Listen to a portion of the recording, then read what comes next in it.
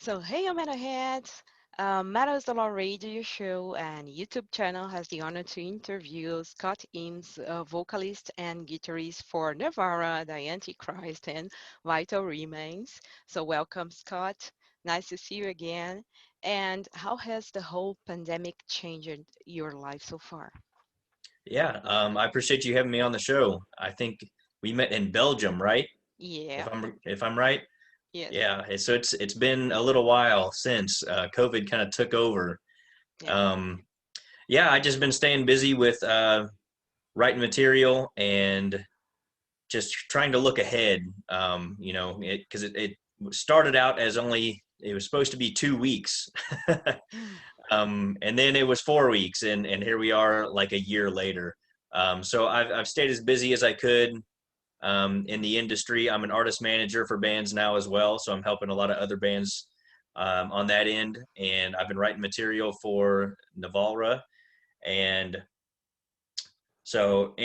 on top of that, I've been working on a whole nother project that's not even any of those three bands too. So Oh, I'm pretty wow. excited to So get that out please. there once the time is right.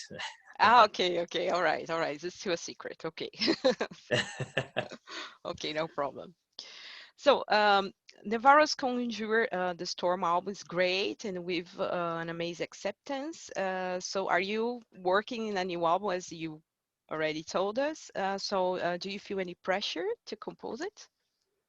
A little bit, yeah. Mm. We put out Conjure the Storm, and we did the big European tour where I met you guys, and yeah, it was very well received. It was almost everything was positive for it on all the reviews and everything, and we sold a lot of those albums. And so I'm working on writing the follow up to that with M Theory Audio. They're our label, and so they've been amazing in helping us get that distributed properly.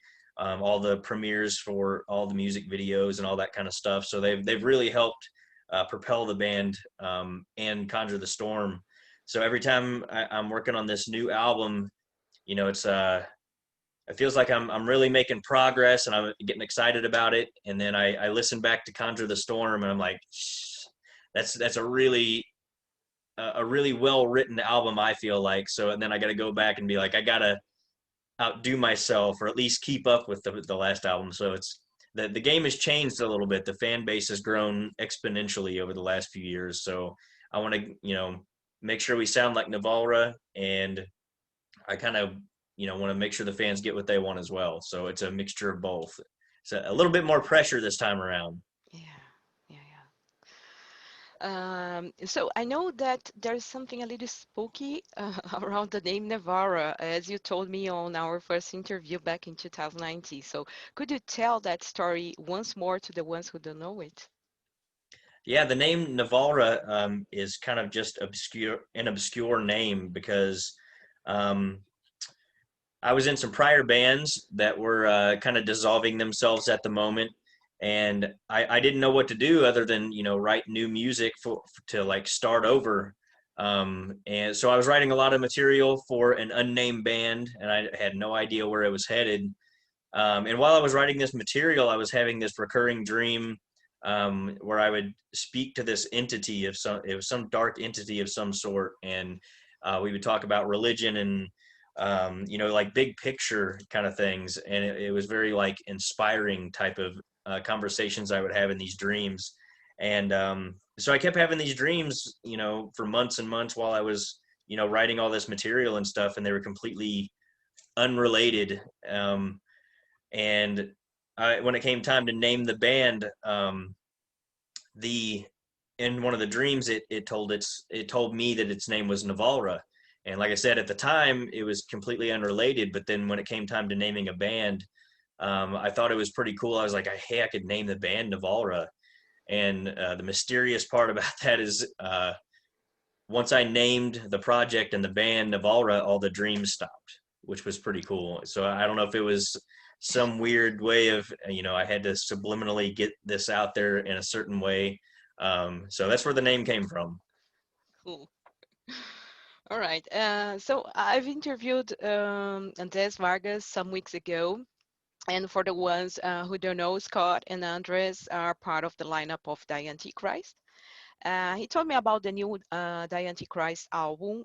So you have been working on. So could you give us some more details about it? Yeah, they're in Dallas, and I'm actually in Missouri, so we're a little bit separated, but we've shared some of the material back and forth, and I have to give Robert a lot of credit there. I think he's writing most of the album there, and it should be out on Napalm Records at some point once COVID releases its hold on the world. And Okay. so yeah, I'm not too sure. Other than that, it's just going to be when the time comes as well. So Okay. We have to wait. Okay. no sneak peeks. Okay. All right. And what about Vital Remains? So you joined the renowned band as a vocalist, played some gigs, and then the pandemic has started. So I suppose you got a little frustrated about it. But anyway, how has the opportunity to join them happened? Oh man, it's been awesome to get to play with those guys. I used to listen to Vital Remains back in high school, and it was one of my favorite bands at the time. And I followed them, their entire careers or most of their career. Uh, and when the opportunity presented itself that I could audition to be a vocalist for a band like that, I absolutely jumped at it. And I had met Tony and the guys. We played some festivals and stuff in like Mexico. We knew each other, and Mhm. I kind of checked off all the boxes. I had tour history, and experience, and I don't have a criminal history or anything like that. I had everything that they were looking for, and I reached out to Tony, and he treated me like everybody else. I didn't get any special treatment. He was like, "Hey, man, there's a lot of people trying to get this. You're gonna have to wow me." And so I went to Boston and auditioned with the band, and then went on tour like the next day. So it was unnerving at the first, because I was in the rehearsal room with guys that I had seen on album covers and stuff, and so it was kind of surreal to be doing the vocals for a band of that magnitude. And so yeah, we did some tour stuff, and we did some festivals, and then we had a few more dates that were going to happen until COVID hit.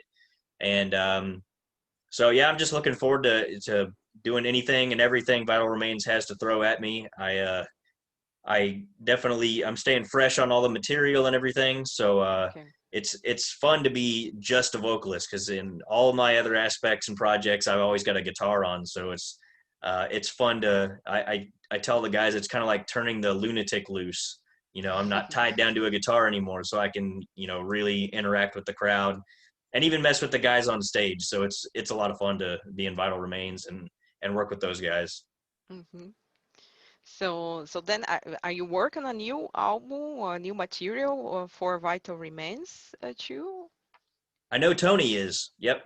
Uh-huh. So Okay. Tony writes all the material for everything, and I Okay. know he's been hard at work at that for quite some time. And I'm not sure. You'd have to ask Tony when the new album is. I know it's been a long time coming, and from what I've heard, he's been working hard on that. So Mm-hmm. Okay. And how do you manage playing and singing in three bands and plus a new project at the same time? Tell me the secret. oh man, it seems like most musicians nowadays, once you reach a certain level, you're in at least two bands, sometimes three bands or more.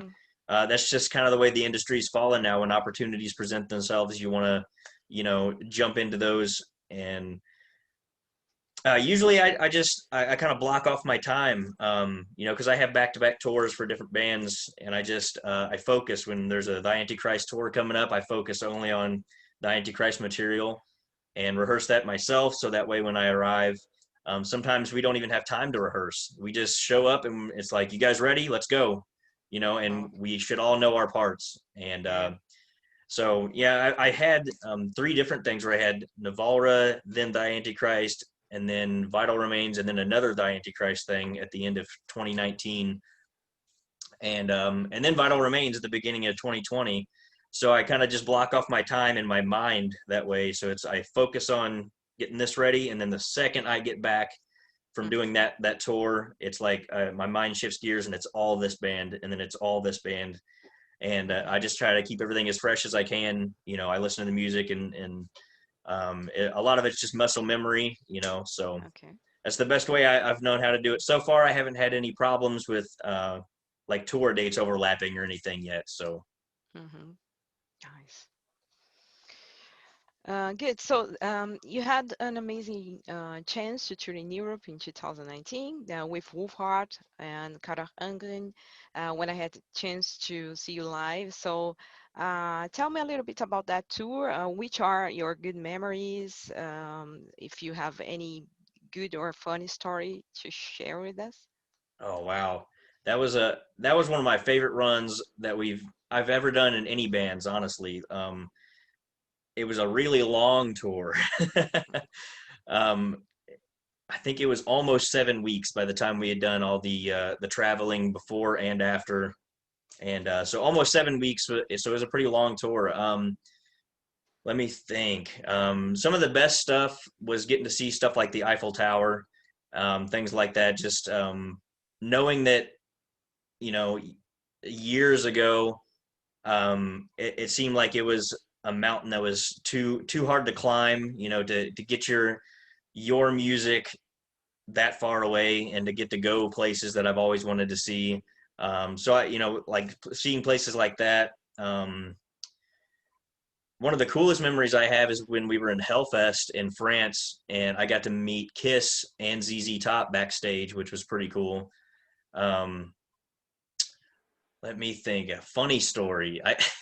I guess the funniest thing is right at the beginning of the tour. We had a gigantic red tour bus, and before we got to, let me think, it was this. We played the first show was a fest in Germany. And then the second show was supposed to be in Frankfurt, Germany, and the bus broke down on the way. We completely blew the engine, and so they brought us another tour bus. We were just stuck on the side of the highway for like half of a day, and but we got it done. They showed up with another tour bus, and we got everything switched over. We got to the show, and it was like all the fans were standing outside waiting, and we were just really late. And but it was really cool because everybody stayed, Mhm. and we got through the show, and it was awesome. But I would say the funniest thing about that is the second tour bus. All the air conditioning in the upstairs where all the bunks are, it died on us in the middle of summer. Oh, and it So we was had really no we hot. had no That's air. yeah, Yeah, it was absolutely I the remember. most miserably hot I've ever been, covered in corpse paint, just melting, and since we were on tour with Karak Engren, they're from the Netherlands and they're Dutch, and so we called the tour bus the Dutch oven.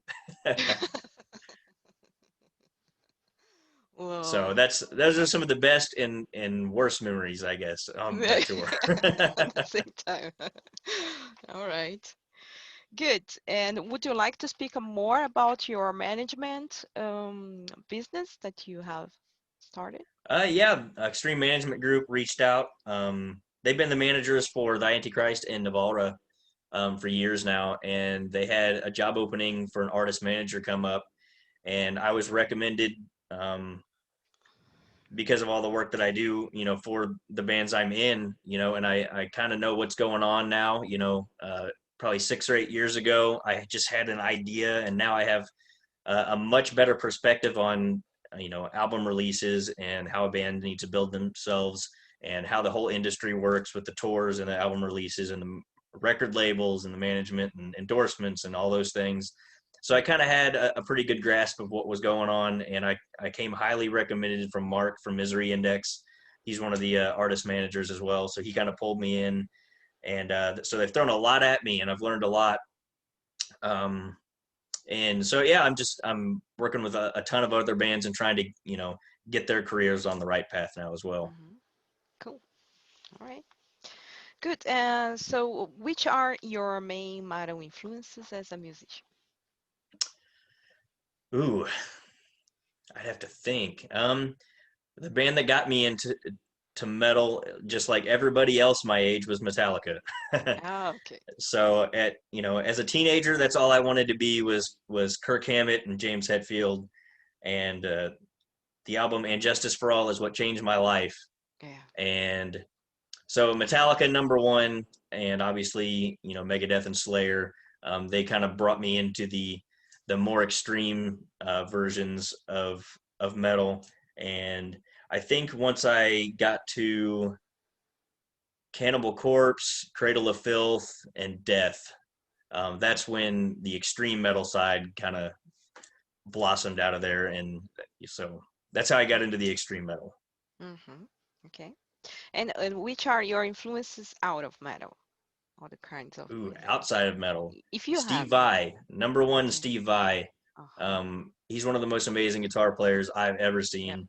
I've actually got to meet him on three separate occasions, which is pretty cool. Mm-hmm. Twice in California, and then once I met him at one of his shows.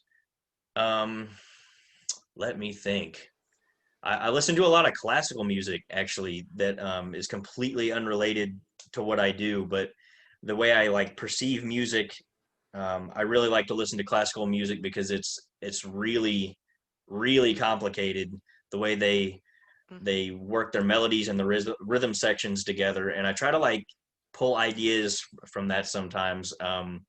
Because they're even more musically minded than most metal musicians, and I try to like take an educational approach, a scholarly Mm-hmm. approach to trying to write music rather than just writing heavy riffs. Um, so yeah, classical music, and when it comes to just straight guitar playing, it would be Steve Vai. Okay. All right. I have the classical situation here on Matters the Law that um, suppose you are a bad guy, got in trouble and had life imprisonment as a sentence, and you can have nothing with you but three albums that you can listen for the rest of your life because one of the guards of the prison is a nice guy and gave you them as a gift. So which albums would you choose and why? Um, that same album, Metallica and Justice for All. Okay. Um, it's just the most influential album that crossed my path, and it changed my entire life. Um, that's the album that made me want to play guitar. I had listened to other Metallica albums. I had been into other music, Judas Priest and Aerosmith and bands like Mm-hmm. that. But it never dawned on me that I could go do that until I heard that album. So, And Justice for All, probably Megadeth, Rust in Peace, just because it's insanely technical, and there's nobody that plays like Marty Friedman on that album. I love Mm-hmm. that album just for the guitar stuff alone, let alone the rest of everything. And then if I got two albums like that, I have to go for something pretty heavy. Probably Death, Sound of Perseverance. And it's not the heaviest album, but it's pretty extreme. And for the same reason, it's just really technical, and it influenced me a lot too. So I know every word to that, and I used to know all the guitar parts to that entire album. I probably have to go back and refresh. Actually, on all three of those albums, I used to know everything, all the guitar parts to all those. Um, it would take some refreshing, but those would be the three that I think I would choose. Okay, great. All right, and to finish our interview, would you like to leave a message to your fans who are watching or listening to us? Yeah, just that we appreciate the support. It's a very tough industry, especially nowadays with all this COVID stuff. So yeah, just check out whether you're into streaming music on Spotify or if you actually buy the albums, come out to the shows and grab a shirt. And we're always down to take pictures and just meet everybody. We're very appreciative. Without you guys, there is no industry, and there are no all these bands out here touring. So yeah, just check out our stuff, and we hope to see you on tour once we're allowed to. Yeah, for sure. All right. So thanks again, Scott, for your time, and thank you all for watching and listening to us. And stay heavy.